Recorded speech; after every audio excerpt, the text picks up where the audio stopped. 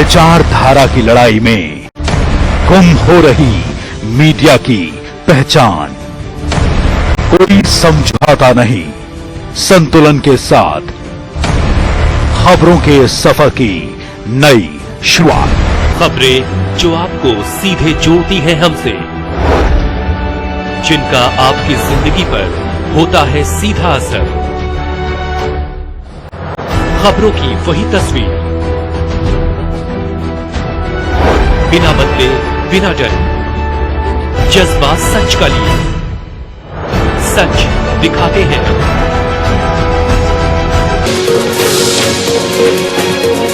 MV International School admission open for classes pre-nursery to 8. For details, contact on 7298212270 or 9796212270। JKC prime time news में आपका स्वागत है। मैं हूं आपके साथ रवि शर्मा। इस प्राइम टाइम में बात करेंगे उपराज्यपाल द्वारा 2 दिवसीय संगोष्ठी में दिए गए बयान की। उपराज्यपाल के सलाहकार फारूक खान से मिले कई प्रतिनिधि मंडलों की चर्चा करेंगे। आज फारूक अब्दुल्ला द्वारा गांधरबल में की गई बैठक की और जानेंगे कि किस तरह से कठुआ स्पोर्ट्स स्टेडियम में लड़कियों के लिए आयोजित हो रही है प्रतियोगिताएं। बस आप इस पर जाने से पहले ही नजर डालते हैं इस वक्त की कुछ प्रमुख सुर्खियों पर। श्रीनगर में आयोजित 2 दिवसीय संगोष्ठी में बोले एलजी मनोज सिन्हा, 22 अक्टूबर के हमले को हमें नहीं भूलना चाहिए।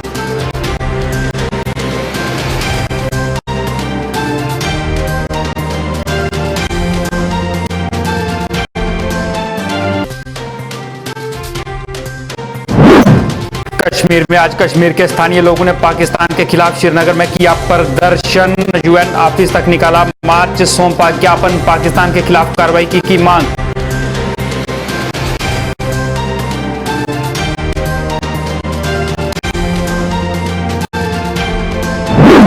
श्रीनगर में उपराज्यपाल के सलाहकार फारूक खान से मिले कई प्रतिनिधि मंडल, अपने मुद्दों से करवाया अवगत।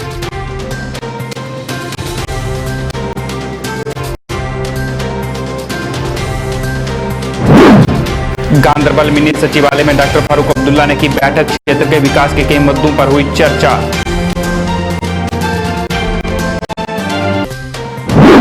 गुरुद्वारा संत देवा सिंह दशमेश नगर में 1947 के शहीदों को दी गई श्रद्धांजलि। आज के दिन को बताया गया ब्लैक डे।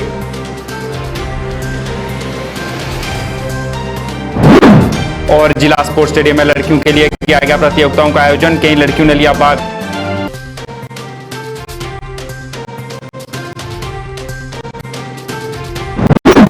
अब समाचार विस्तार से। राष्ट्रीय संग्रहालय, institute of the history of arts conservation और म्यूजियोलॉजी व जम्मू कश्मीर सरकार की ओर से संयुक्त रूप से एक संगोष्ठी का आयोजन किया गया।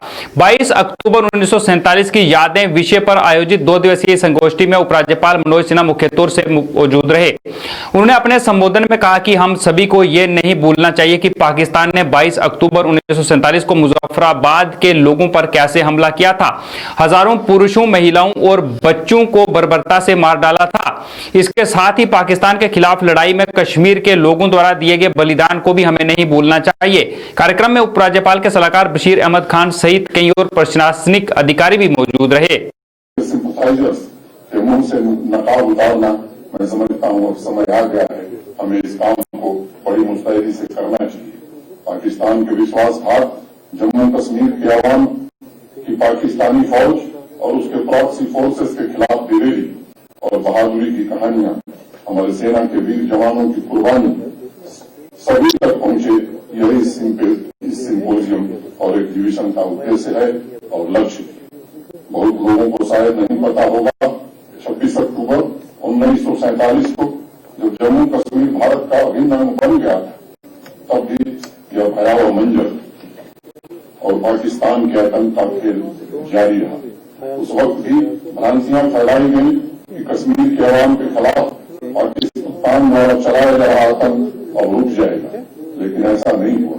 पहले नॉर्थ वेस्ट फ्रंटियर प्रोविंस के मुख्यमंत्री खान अब्दुल कयूम खान और फिर खुद जिन्ना ने आदेश दिया कि पाकिस्तान की अतिरिक्त फौज की टुकड़ी को तुरंत बारामूला, श्रीनगर और बनिहाल को कब्जा करने के लिए भेजा जाए। जिन्ना को अतिरिक्त फौज भेजने के मंसूबे के पीछे हटना पड़ा, तो उसकी वजह थी फील्ड मार्शल हाउसिंग लेक, जो उस वक्त पाकिस्तानी फौज के सुप्रीम कमांडर थे, हाउसिंग लेक ने जिन्ना को कहा कि जम्मू कश्मीर का भारत में विलय पूरी तरह से वैधानिक है और अगर अतिरिक्त फौज खोजी जाएगी तब जितने भी ब्रिटिश अफसरान हैं वे त्याग पत्र दे देंगे, तब जाकर के फैसला रुका था। दोस्तों, यह है पाकिस्तान का काला सच। उसने कश्मीरियत का अपमान किया, आतंक के अत्याचार से अवाम का बेरहमी से खून किया। मुझे आश्चर्य होता है कि 73 सालों से इस बर्बरता की दास्तान क्यों नहीं जन जन तक पहुंचाई गई। कश्मीर में आज पहली बार ऐसा देखने को मिला जब कश्मीर के स्थानीय लोगों ने बड़ी तादाद में इकट्ठा होकर पाकिस्तान के खिलाफ प्रदर्शन किया। स्थानीय लोगों ने बड़ी संख्या में इकट्ठा होकर यूएन ऑफिस तक एक मार्च निकाला और यूएन ऑफिस में एक मेमोरेंडम दिया जिसमें यह मांग की गई कि पाकिस्तान के खिलाफ कार्रवाई की जाए। इस मौके पर बोलते हुए कश्मीर के स्थानीय नागरिकों ने कहा कि वह हिंदुस्तानी थे और हिंदुस्तानी रहेंगे, मगर पाकिस्तान अपनी नापाक हरकतों से कुछ आतंकियों को जम्मू कश्मीर में भेजता है और वह जम्मू कश्मीर में आतंकवाद फैलाता है, जिसका खामियाजा कश्मीर के आम नागरिकों को भुगतना पड़ता है। स्थानीय लोगों ने कहा कि अब समय आ गया है कि पाकिस्तान के खिलाफ कश्मीर में भी आवाज उठाई जाए ताकि आतंकवाद खत्म हो सके।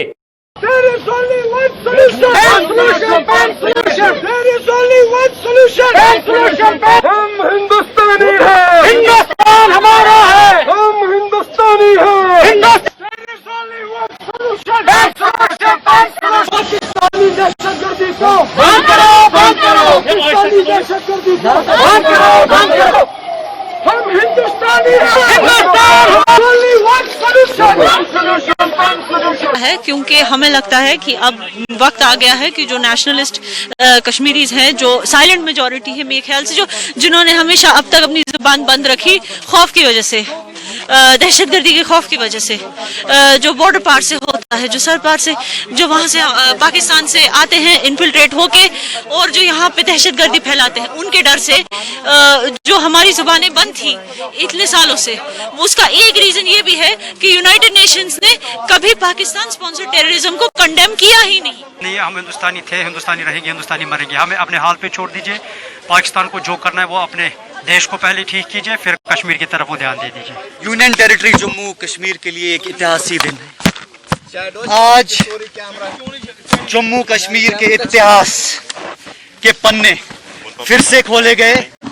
इतिहास का एक पन्ना ये कहता है कि 22 अक्टूबर 1947 में जिस तरीके से पाकिस्तान ने यहाँ कबायली भेज के हमारे माओ बहनों के साथ असमत रेजी की, उनको रेप्स किए, उनको मोलेस्ट किया, यहाँ के नौजवानों को मौत के घाट उतारा, उसके लिए आज ये यूएन मार्च है। आज हम यूएन में, यूएन दफ्तर के बाहर वॉर क्राइम मेमोरेंडम देंगे। वो वॉर क्राइम मेमोरेंडम जहां पे पाकिस्तान जो यहाँ पे तशद्दुद कर रहा है, जिस तरीके से पाकिस्तान यहाँ के नौजवान को AK-47 कलम के बजाय AK-47 हाथ में दे रहा है, उसके खिलाफ ये प्रोटेस्ट है। दहशतगर्दी के खिलाफ प्रोटेस्ट है। जो रिसेंटली जर्नलिस्ट्स के खिलाफ एक प्रोपेगेंडा चलाया गया, ऐसा प्रोपेगेंडा जहां पे जर्नलिस्ट को कैटेगराइज किया गया, कैटेगराइज करके पाकिस्तान के स्लैप डॉग्स, पाकिस्तान के स्टूज, यहाँ पे हमारे जर्नलिस्ट को कैटेगराइज करके फिर फेसबुक से, फिर पेज से लिस्ट गायब करते हैं, मगर पहले इनको बदनाम कर। श्रीनगर में उपराज्यपाल के सलाहकार फारूक खान से कई प्रतिनिधिमंडलों ने मुलाकात की और उन्हें अपने मुद्दों से अवगत करवाया। उन्होंने अपनी कई समस्याओं से और मांगों से अवगत करवाया और उन्हें हल करने की मांग की। सलाहकार फारूक खान ने भी सभी मुद्दों को ध्यान से सुना और उन्हें हल करने का आश्वासन दिया। गांधरबल मिनी सचिवालय में डॉक्टर फारूक अब्दुल्ला की अध्यक्षता में एक बैठक आयोजित हुई, जिसमें डीडीसी गांधरबल सहित पुलिस व प्रशासन के कई अधिकारी मौजूद थे। इस बैठक में क्षेत्र के विकास से जुड़े कई और मुद्दों पर बात हुई। डॉक्टर फारूक अब्दुल्ला ने क्षेत्र में चल रहे कई विकास कार्यों की जानकारी ली। गुरुद्वारा संत देवा सिंह दशमेश नगर में 1947 में कबायली हमले में शहीद हुए लोगों को श्रद्धांजलि दी गई। इस अवसर पर पूर्व एमएलसी चरणजीत सिंह मौजूद रहे। चरणजीत सिंह ने कहा कि आज के दिन ही 1947 में कबायली हमले के बाद पाकिस्तान ऑक्युपाइड कश्मीर से पलायन होने पर मजबूर होना पड़ा, लेकिन यहां इतने सालों से रहने के बावजूद भी आज तक उन्हें कोई जायज हक नहीं मिल पाए हैं और उनकी अनदेखी की जा रही है।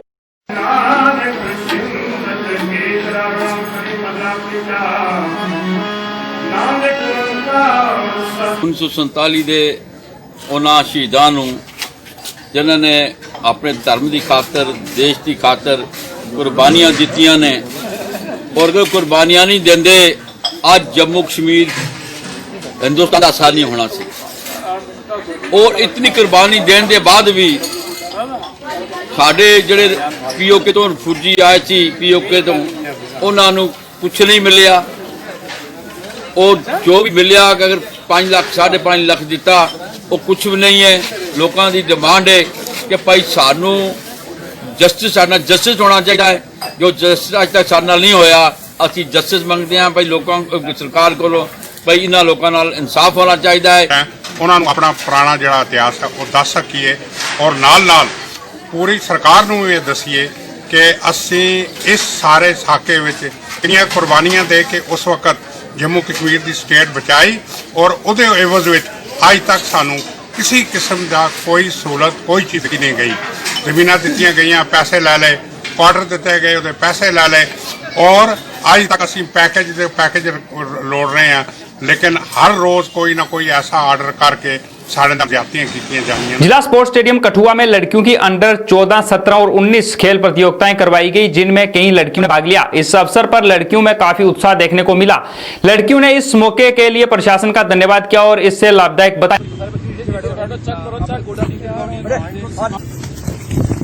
कि बहुत अच्छा फील हुआ है, रिलैक्स फील हुआ, बहुत अच्छा महसूस हो रहा है। यहाँ पे आई मैं खेल जैसे कोविड-19 की वजह से इतनी ज़्यादा प्रैक्टिस नहीं हो पाई बट फिर भी हमने कोशिश की और यहाँ तक पहुँचे। उम्मीद है मुझे कि मैं आगे तक पहुँच पाऊँ। हम ये मैसेज लेना चाहते हूँ कि उन्होंने मुझे सबसे ज़्यादा अच्छे से अच्छा ज़्यादा प्रैक्टिस दी और मैं दूर तक पहुँचाऊँ और उनका शुक्रिया करना चाहती हूँ। ऐसे गवर्नमेंट ने एक अच्छी सी टूर्नामेंट स्टार्ट की जिसमें हम पार्टिसिपेट कर सकते हैं और आगे बढ़ सकते हैं। जैसे कि हमें एजुकेशन में तो अभी स्कूल खुल गए हैं, एक दिन में ही लगता है, कभी कभी तो वैसे भी बड़े बच्चों के लगे हुए हैं। एजुकेशन के साथ साथ हमें फिजिकल भी फिट होना चाहिए। एजुकेशन से हमें इतना नहीं लेकिन ज़्यादा फिजिकल भी होना चाहिए। इन दोनों को सिमुटेनियसली हमने साथ लेके जाना चाहिए। हमें एजुकेशन के साथ साथ फिजिकल एजुकेशन को अपने साथ साथ ही लेके जाना चाहिए। यहाँ पे स्टेडियम में कठुआ स्टेडियम में अपॉर्चुनिटी मिली है एथलेटिक के लिए और ये बहुत ही अच्छा लग रहा है कि इन्होंने हमें ये अपॉर्चुनिटी दी। गवर्नमेंट ने हमें ये अपॉर्चुनिटी दी। कोरोना वायरस के कारण वैसे भी सभी घर पे ऐसे बंधे हैं तो काफ़ी अच्छा लग रहा है कि ऐसी अपॉर्चुनिटी हमें मिली है। और अभी मैं भी यहाँ पे पार्टिसिपेट की है 3000 मीटर में और काफ़ी अच्छा लग रहा है कि ऐसी अपॉर्चुनिटी दी है गवर्नमेंट ने। इस दौरान कई प्रशासनिक अधिकारी भी मौजूद रहे जिन्होंने इन प्रतियोगिताओं के बारे में जानकारी दी। कि मैं भी आपके इन इवेंट्स में हिस्सेदारी निभा सकूं। बच्चों, जहां तक गेम्स का ताल्लुक है और जहां तक पढ़ाई का ताल्लुक है, ये दोनों साइड बाय साइड जरूरी है। हम ये कहें कि सिर्फ पढ़ना ही, पढ़कर आदमी कोई बड़ा बन जाएगा तो मैं ये नहीं मानता। या मैं कहूं कि खेलकर ही आदमी बड़ा बन जाएगा, वो भी थोड़ा सा मैं इसमें यकीन नहीं रखता। उपजिला नौशहरा में राशन की दुकानों के खिलाफ लगातार मिल रही शिकायतों के बाद आज एडीसी नौशहरा सुखदेव सिंह ने टीएसओ नौशहरा के साथ मिलकर एक दुकान का औचक दौरा कर दुकान की छानबीन की। इस अवसर पर एडीसी नौशहरा सुखदेव सिंह ने राशन की दुकान का सारा रिकॉर्ड जब्त कर लिया और दुकान को सीज कर दिया। वहीं मीडिया से बात करते हुए एडीसी नौशहरा सुखदेव सिंह ने कहा कि अभी इस मामले में जांच की जाएगी कि आखिर कितना राशन अभी दुकान के अंदर मौजूद है और कितना कम है और जो भी इसमें दोषी पाया जाएगा उसके खिलाफ कड़ी कार्रवाई की जाएगी। टीएसओ को लेकर ये लोग कल हमारे ब्लॉक दिवस में आए थे और आज ये सुबह ही मेरे ऑफिस में आ गए कि हमारी जो राशन डीलर की जो मशीन है हमारा राशन 0 दिखा रही है। जब मैंने टीएसओ को बुला के फिर उसके बाद मैंने पोर्टल पे खुद चेक किया। एक पोर्टल है इसका CAPD का, उस पे आप कोई भी आदमी सिटीजन अपना राशन या किसी आदमी का राशन कैटेगरी की BPL है, PHH है, AY है, वो चेक कर सकता है। वो हमने जब चेक किया तो पाया गया कि मैक्सिमम जो ऑथेंटिकेशन है राशन निकालने की वो डीलर ने खुद की हुई है। विजय कुमार डीलर है, सेल्फ ऑथेंटिकेशन से निकाला है कि ना कि लोगों के थंब इंप्रेशन से वो निकाला गया है। जैसे मैं एक शीट पकड़ता हूं उसमें 20 लोगों का नाम है, उसमें से सिर्फ 2 आदमियों ने निकाला है और 18 की सेल्फ ऑथेंटिकेशन है। तो बात ऐसी है कि अगर वो चीज पाई जाएगी वो भी उस पर एक्शन होगा। पर इस समय मेन है कि अगर डीलर ने जो राशन अगर क्यों अपनी सेल्फ ऑथेंटिकेशन से निकलेगा। अगर कोई आदमी बूढ़ा है, अगर वो अपनी किसी लिखित में ऑथेंटिकेशन डीलर को देता है कि मैं नहीं आपके पास आ सकता, वो लिख के कि आप मेरे बिहाफ पे ऑथेंटिकेट कर निकाले, वो उतना प्रोविजन हो सकता है। बट उसके अलावा कोई प्रोविजन नहीं है कि आप कंज्यूमर की ऑथेंटिकेशन के बिना सेल्फ ऑथेंटिकेशन से किसी का। इस अवसर पर राशन डीलर ने भी अपना पक्ष रखा और यह कहा कि जो भी निर्देश उन्हें टीएसओ नौशहरा द्वारा जारी किए गए थे उन्होंने उन्हीं का पालन किया है। राशन डीलर ने कहा कि वह उतना ही राशन लाते हैं जितना लोग ले जा सकें। पिछले महीने का, मेरी बात सुनो, पिछले महीने का हमने राशन जितने लोगों ने ऑथेंटिकेट किया उतना निकाला। इन्होंने बोला आपने ये क्यों निकाला, हमने बोला लोग आते नहीं निकाला। इस बार जैसे हमारे 25 सुनो, इस बार जैसे मेरा 20 क्विंटल या 15 क्विंटल बनता था, हमने नहीं उठाया चावल, हमने उठाया 10 क्विंटल। इन्होंने बोला पर्चियां 100% आप निकालोगे। हमने बोला कैसे निकाले, इन्हें बोला ऐसे ये पर्चियां पूरी निकालो और चावल जितने आपने सामान जितना लगता है उतने करो, क्योंकि हमारे लेते नहीं लोग कोई। हमने सब लोगों को इसने बोला हुआ कि इन्होंने अभी नहीं निकाली होंगी, हमें तो ऐसे पता भी नहीं था कैसे पर्चियां निकालनी है। बोला ऐसे निकालो और हम फालतू राशन हम उठाते भी नहीं क्योंकि लेते नहीं लोग, सिर्फ बीपीएल को ले जाते हैं, वो हमारी 100% पर्चियां लगी हुई हैं। अब 100% करो, नहीं तो आपका ये बंद हो जाएगा। राशन उठाओ मत उठाओ। राशन हमने वहाँ पर पैसे ही उतने जमा कराए हैं जितने लोग लेते हैं। क्या आपको पता है सर कि अभी ऑनलाइन प्रोसेस है, ऑनलाइन प्रोसेस है, ने लिख के दिया कि आप पर्चियां निकालो, लिख के रिटर्न मतलब सारे ये लिख के आज तक कोई लेटर इन्होंने नहीं दिया। तो ये पूरे डीलरों को पूछ सकते हैं आप बुला के। 25% कमीशन के बारे में क्या कहेंगे? हाँ, वो हर महीने में ये लेते हैं। किससे लेते हैं? देख लो, अभी भी देख लो, डीलरों को बुला लो। मैं आपको ये फोन कर भी इनकी मैसेज डीलरों के बता सकता हूँ, क्योंकि मैं उनका प्रेसिडेंट हूँ। मुझे बोलते हैं क्या करना है, मैंने बोला भाई मैं इसके बारे में कुछ नहीं बता सकता, आप अपने हिसाब से जो भी है करो। 25% आपसे किसने मांगे? टीएसओ साहब लेते हैं, बोले ऊपर तक जाता है। वहीं इस अवसर पर बोलते हुए टीएसओ नौशहरा ने कहा कि उन्हें राशन डीलरों को ये निर्देश दिए हैं कि जो भी व्यक्ति बीमार हैं वह उनकी स्लिप बिना उनका अंगूठा लगाए काटें, लेकिन अभी इस बारे में जांच की जाएगी कि क्या जो लोग सही सलामत हैं क्या उनकी भी स्लिप बिना उनकी उपस्थिति के काटी गई है। टीएसओ ने कहा कि वह जांच करेंगे कि आखिर डीलर के पास कितना राशन स्टॉक पड़ा हुआ है और अगर उसमें कुछ गड़बड़ी पाई गई तो उनके खिलाफ कड़ी कार्रवाई की जाएगी। उनकी ऑथेंटिकेट करके उनको राशन दे दो, ये बोला हमने, ना कि हर बंदे का ऑथेंटिकेटेड करना है। क्यों करना है हर बंदे का? हर बंदा जिसका ऑथेंटिकेटेड नहीं होगा, ओल्ड एज जो 60-70 साल के नोट थम्स अप राशन नहीं लगा सकते, उनको डीलर को बोला खुद करके उनको राशन प्रोवाइड कर दो। इतना राशन आपको इसका कोटा है 15 क्विंटल सपोज किया, इसने दिया है 12 क्विंटल, 3 क्विंटल है। अगले महीने इसको 3 क्विंटल कम देंगे, कोटा बराबर रखे हर महीने, पर 3 क्विंटल कम देंगे, वो गवर्नमेंट के खाते में। टीएसओ साहब आप पे डीलर ने आरोप लगाया कि 25% आप कमीशन खाते हो। मुझे प्रूव करके दे दो अभी, मुझे जिसने मुझे दिए पैसे मुझे मैं अभी जान दे। Government boys high secondary school Arnia में फैली गंदगी से लोग बेहद परेशान हैं। लोगों का कहना है कि सरकार स्वच्छता अभियान के दावे तो करती है पर जमीनी सतह पर यह स्वच्छता कहीं नहीं दिखती और ऐसा ही हाल government boys high school Arnia का है जहां गंदगी के ढेर लगे हुए हैं। स्थानीय लोगों का कहना है कि पहले ही महामारी फैली है और ऐसे में इतनी गंदगी से और बीमारियां फैलने का खतरा बना रहता है। स्कूल के बारे में बताते हुए लोगों ने बताया कि स्कूल के शिक्षक भी कभी समय पर स्कूल नहीं आते और प्रशासन का इस ओर कोई ध्यान नहीं है। लोगों ने इस समस्याओं की तरफ गौर कर इनके समाधान की अपील की। और ये मेरी स्पोर्ट्स की शॉप है जो कि ठीक स्कूल के सामने है और सामने ही काफ़ी गंद पड़ा हुआ है और ये काफ़ी देर से पड़ा हुआ है, काफ़ी दिन से पड़ा हुआ है। काफ़ी बार बोला सफाई करने के लिए बट कोई अच्छे से रिस्पांस नहीं है इनका। इवन की टीचर्स को काफ़ी बार बोला जा चुका है इस चीज़ के रिलेटेड, से उठाया हुआ है बट फिर लोग गंद डाल जाते हैं। लेकिन हमने बहुत बार इनको भी बोला और हमने एसएचओ को भी 2-3 बार एप्लीकेशन दी है, पर पहले तो कोई एक्शन नहीं हुआ। लेकिन अब एसएचओ साहब ने ये गाड़ियां जो है ये तो पार्किंग बंद करवा दी है, लेकिन अभी गंदगी जो है वो लोग फेंक जाते हैं। हम सुबह आते हैं तो आगे गंदगी लोग डाल देते हैं। तो बहुत बार हम प्रशासन को बोला है या जितने भी या हमारी कमेटी है उनको भी बताया है, लोगों को भी बताया है। जो हमारी ये जितने भी ये मार्केट वाले लोग हैं ये भी तंग है, हम भी तंग हैं। मैं सिंपल भगत वार्ड नंबर 4 काउंसलर। इस स्कूल की हालत मतलब बहुत ही बुरी है। स्कूल के अंदर मतलब टीचर भी टाइम पे नहीं आते और जो कचरा है ये स्कूल का अपना है। इनको खुद साफ करवाना चाहिए। अब मेरी यही दरख्वास्त है कि आप जो यहाँ के टीचर हैं वो यहाँ अपना मतलब अपने स्कूल की रिस्पॉन्सिबिलिटी खुद लें, ये कमेटी की रिस्पॉन्सिबिलिटी नहीं है। और सर मेरा यही अपील है कि इस स्कूल की हालत तो बहुत ही बुरी है। मैं चाहती हूँ कि यहाँ की हालत जो खुद ठीक करे। इतने फंड्स आते हैं वो कहाँ छोड़ते हैं, वो फंड्स को यूटिलाइज करें। ये स्कूल मतलब बहुत अच्छा है और बैठने लायक बने बच्चों के। बस मैं यही चाहती हूँ। मीडिया वालों से मेरी यही वो है कि ये इनको कुछ मतलब इनके ऊपर तकड़ा एक्शन लें, जबकि इनके पास सब कुछ है, ये यूटिलाइज नहीं करते, टाइम पे नहीं आते। टाइम पे आए सारा प्रशासन ठीक हो जाता है। और जो ब्लेम करते हैं कमेटी वालों को, कमेटी का कोई रोल नहीं है इसमें, ये स्कूल का रोल है। हमारी जो रिस्पॉन्सिबिलिटी होंगी हम खुद देंगे। हंदवाड़ा में कई पार्टियों के कार्यकर्ताओं ने बीजेपी का दामन थामा। इस मौके पर बीजेपी नेता जावेद अहमद कुरैशी और डॉक्टर दिलशादा ने नए सदस्यों का पार्टी में शामिल होने पर उनका स्वागत किया।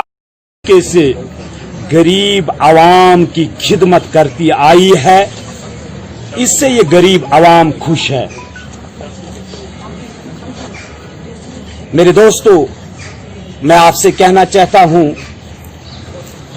कि जो गुफ्का एजेंडा कहीं सियासी पार्टियों ने बनाया है, मैं इनसे वाजिया करना चाहता हूं इस मंच से आज,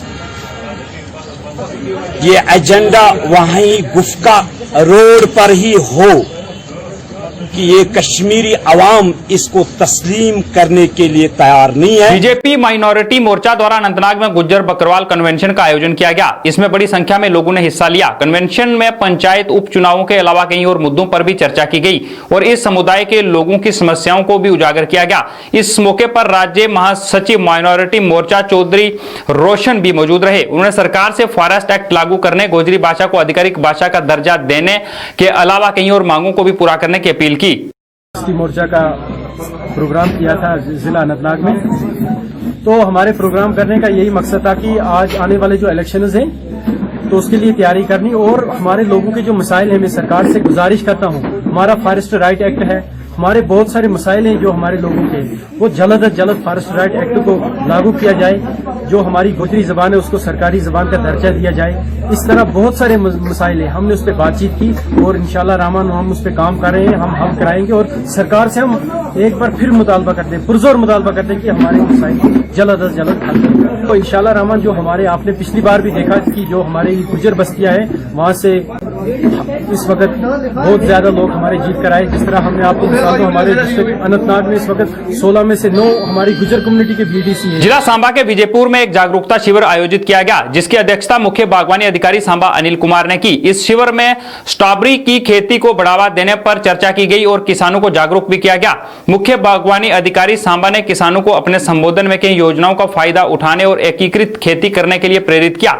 इसके अलावा जिले में पपीता फल की खेती को बढ़ावा देने पर विचार विमर्श किया गया और प्रतिभागियों के बीच पौधों का वितरण भी किया गया। आज हम यहाँ पे एक अवेयरनेस कैंप लगा करके लोगों को अवेयरनेस दे रहे थे for promotion of strawberry cultivation, जो कि हम कपेक्स बजट के अंडर एक कंपोनेंट को लेके कर रहे हैं। इसमें किसानों को बहुत सारा इंसेंटिव है और लोगों को एक वाइडर पब्लिसिटी करके हमने लोगों को आमंत्रित किया था और बहुत सारी अच्छी तादाद में लोगों ने यहाँ शमूलियत की है और लोगों को हमने अवेयरनेस दी है। लोग इसमें अपना इंटरेस्ट भी दिखा रहे हैं। इसमें दोनों तरह के फार्मर थे जो पहले से खेतीबाड़ी कर रहे हैं स्ट्रॉबेरी की, और नए लोग भी आए थे जो शौक रखते हैं। आज जम्मू के वार्ड नंबर 37 में आयुष्मान भारत योजना का कैंप लगाया गया। इस मौके पर वार्ड की पार्षद सुनीता गुप्ता और पूर्व मंत्री सत शर्मा मौजूद रहे। इस अवसर पर बोलते हुए पार्षद सुनीता गुप्ता ने लोगों से अपील की कि ज्यादा से ज्यादा इस कैंप का लाभ लें। वहीं सत शर्मा ने इस कैंप के आयोजन के लिए सराहना की और कहा कि इससे लोगों को काफी लाभ मिलेगा।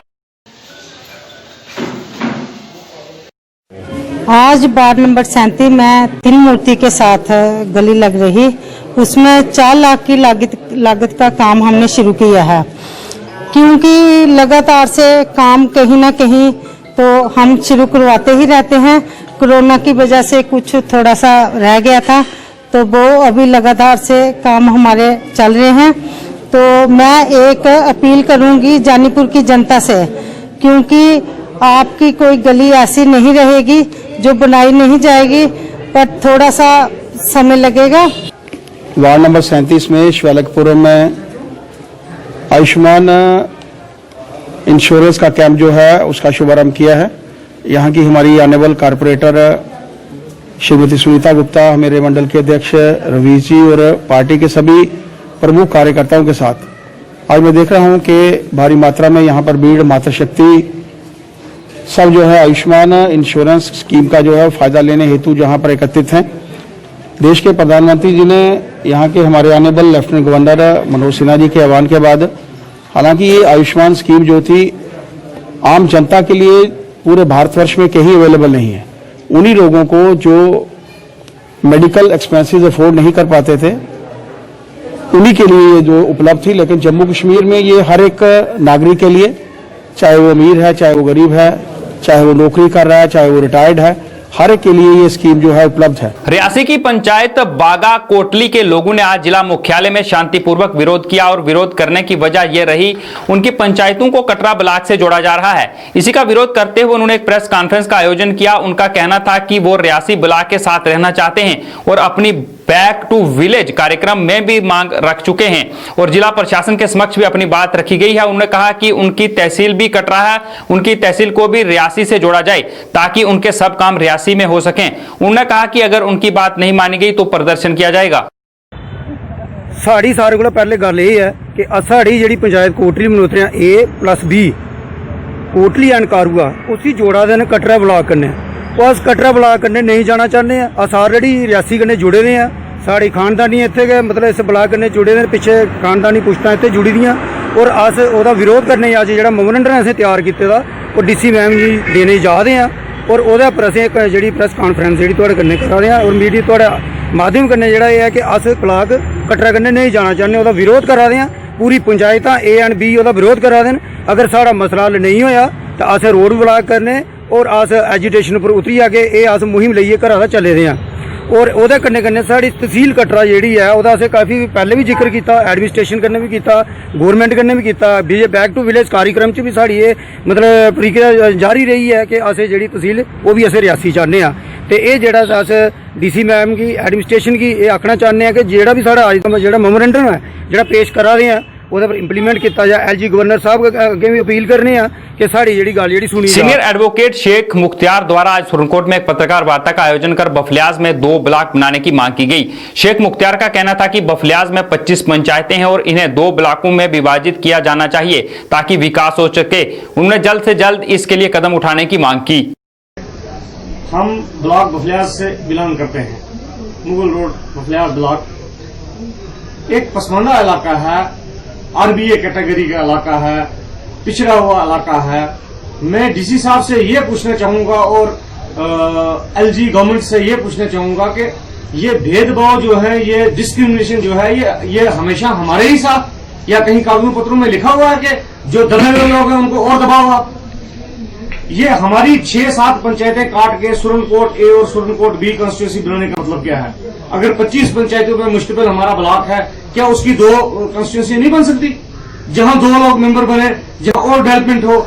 जैसे मंडी आपने 17 बनाई, लोरन आपने 11 पे बनाया, लसाना 19 पे बनाया, इस तरह ये मेंढर में 12-13 जो है कंस्टिट्यूंसी पे जो है ब्लॉक आपने तश्कील किया।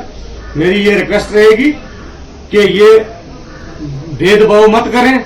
हम पिछड़े हुए लोग हैं, हमें सड़कों पे आने पे मजबूर मत करें। DC साहब, ब्लॉक बफलियाज की 25 पंचायतें हैं, 12-12, 13-12 करके उनके 2 ब्लॉक बनाए जाएं ताकि एक पीसफुल इलेक्शन हो। PHE कैजुअल्स लेबर्स ने अपनी मांगों को लेकर, जिनमें उन्हें पक्का करना, मिनिमम वेजेस एक्ट लागू करना और बकाया वेतन देना शामिल है, को लेकर आज फिर जम्मू में प्रदर्शन किया। उन्होंने कहा कि अपनी इन मांगों को लेकर वह काफी समय से प्रदर्शन कर रहे हैं लेकिन उनकी मांगें पूरी नहीं की गई। उन्होंने उनकी मांगें जल्द पूरी करने की मांग की।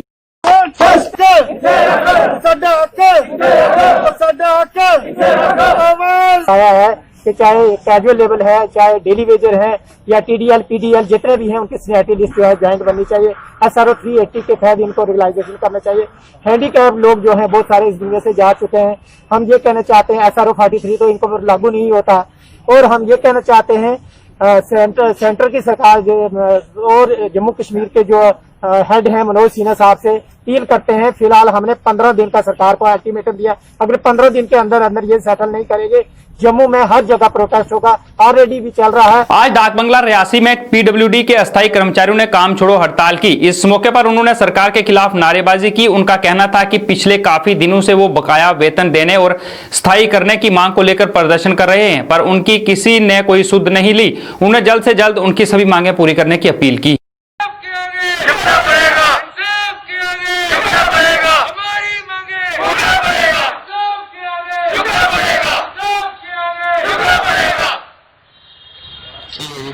भी डिपार्टमेंट का सिस्टम रियासी का ये चल रहा है कि साल में हमें 1 या 2 महीने की सैलरी दी जाती है, ऊपर से लॉकडाउन शुरू है। लॉकडाउन के सिस्टम में हमारे परिवार में, हमें अपने परिवार में किस तरह से अपने बच्चों को खाना देना है वो हमें पता है कैसे दिया जा रहा है। कल को हमें रोड में उतरना पड़ेगा, लाठीचार्ज भी करना पड़ेगा, पुलिस के साथ भिड़ना पड़ेगा। हमें इसमें कोई दिक्कत नहीं आएगी, सीधी सी बात है। इतना एम्प्लॉयज जो दर दर भटक रहा है आज, किस कारण? परमानेंट एम्प्लॉयज जो हैं उनकी 4-4 महीने की सैलरी काटी जाए, साल में से हमें दिया जाए बजट। बड़ी बात है ये, हमारी मांगे। सबसे मुद्दा पहले ये है कि हम पिछले 25-26 दिन से स्ट्राइक पे बैठे हुए हैं। अभी तक हमारी गवर्नमेंट से कोई भी आदमी सुध लेने के लिए नहीं आया हुआ है। तो हमारी पिछले 16-16, 18-18 महीनों की पेंडिंग सैलरी है। हम गवर्नमेंट से यही अपील करते हैं कि एलजी साहब जरा आंखें खोलो, हमारे गरीबों के बारे में सोचिए। हमारे बच्चे भुखमरी के काबिल हो गए हैं, स्कूलों में एडमिशन नहीं हो रही है और हम दिन रात काम करते हैं और अभी तक हमें कोई सैलरी का कोई भी हमारी जो अलॉटमेंट आनी थी वो अभी तक कोई नहीं आई। ऊपर से दिवाली आ रही है, करवा चौथ का त्यौहार आ रहा है, हम कैसे अपना घर का काम चलाएंगे। के बाद पहले तो हम आपका शुक्रिया अदा करते हैं मीडिया का, रियासी का, जो हर वक्त हमारी आवाज़ को उठाते हैं। इसके बाद हमारा पेंडिंग सैलरी का मसला है, उसके बाद में रेगुलेशन का पॉलिसी का मसला है, इसके बाद में 20-25 सालों से हम लगे हुए हैं, आज तक ना तो रेगुलाइज किया जा रहा है, ना तो कोई गवर्नमेंट ने कोई पॉलिसी बनाई है हमारे लिए। ये पूरी जम्मू कश्मीर में स्ट्राइक चल रही है, हमारे जम्मू और श्रीनगर हर डिस्ट्रिक्ट में इस वक्त ये स्ट्राइक चल रही है। State employees casuals labour union Srinagar द्वारा अपनी मांगों को लेकर आज 17वें दिन भी प्रदर्शन जारी रहा। प्रदर्शनकारियों ने सरकार के खिलाफ नारेबाजी की और नाराजगी जताई। प्रदर्शनकारियों का कहना था कि पिछले कई दिनों से वह नियमित करने की मांग को लेकर प्रदर्शन कर रहे हैं, पर अभी तक किसी ने उनकी सुध नहीं ली। प्रदर्शनकारियों ने जल्द से जल्द उन्हें नियमित कर अन्य मांगे पूरी करने की अपील की।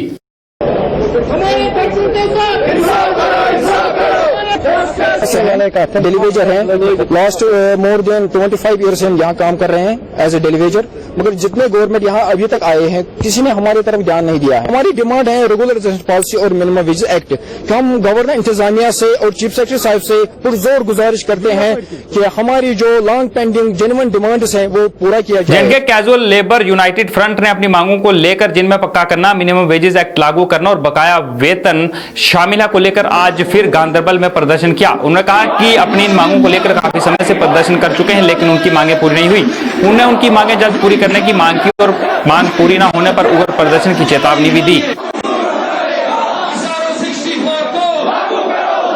देखिए, जो आज का प्रोग्राम डिस्ट्रिक्ट गांधरबल में रखा है, Jammu Kashmir casual labour United front के बैनर तले सारी अंजुमनें जितनी भी डेलीगेट्स की हैं आज यहाँ पे इकट्ठा हुई हैं और सिर्फ लीडरशिप ही लोग हमने यहाँ पे बुलाए हैं कोविड के चलते हुए। और आप जानते हैं कि पिछले काफी टाइम से 20-25 साल से, चाहे वो डेलीवेजर्स हैं, वो सीजनल लेबर है, वो कंसोलिडेटेड वर्कर्स हैं, वो लैंड ओनर्स हैं, HI ट्रेंड्स हैं, कैजुअल लेबर्स हैं, जितने भी डिपार्टमेंट अथॉरिटी के साथ जुड़े हुए लोग हैं, ये काफी टाइम से 25 साल से हम रोडों पर हैं। तो इसके लिए Jammu Kashmir casual labour front ने एक मुहिम छेड़ी है। पहले जम्मू प्रोविंस के तमाम डिस्ट्रिक्टों का हमने दौरा किया और आज हमारी टीम जो है कश्मीर प्रोविंस, लास्ट ईयर हमारा अनंतनाग में था, उसके बाद कुपवारा में था, आज गांधरबल में है। और लेकिन फिलहाल जो आगे वाले प्रोग्राम है उनको फिलहाल हम मुलतवी करते हैं। J&K central non gazetted electrical employees union द्वारा आज जम्मू में एक पत्रकार वार्ता का आयोजन किया गया।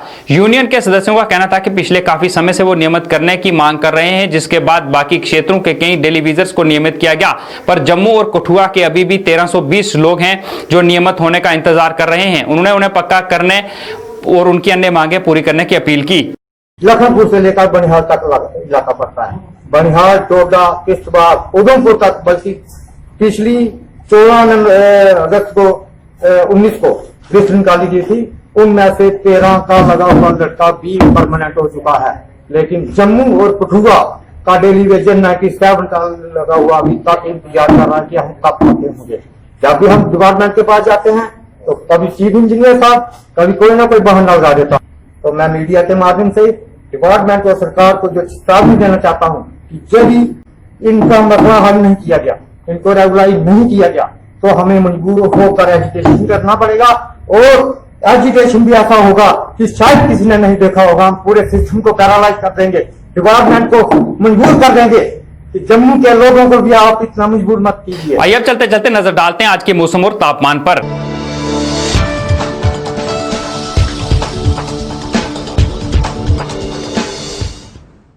जम्मू में आज का अधिकतम तापमान 31 डिग्री सेल्सियस रहा, जबकि न्यूनतम तापमान 17 डिग्री सेल्सियस दर्ज किया गया। वहीं कश्मीर की बात करें तो कश्मीर में आज का अधिकतम तापमान 24 डिग्री सेल्सियस रहा, जबकि न्यूनतम तापमान 9 डिग्री सेल्सियस दर्ज किया गया। मौसम विभाग के अनुसार आने वाले 24 घंटे के दौरान जम्मू कश्मीर में मौसम साफ रहेगा।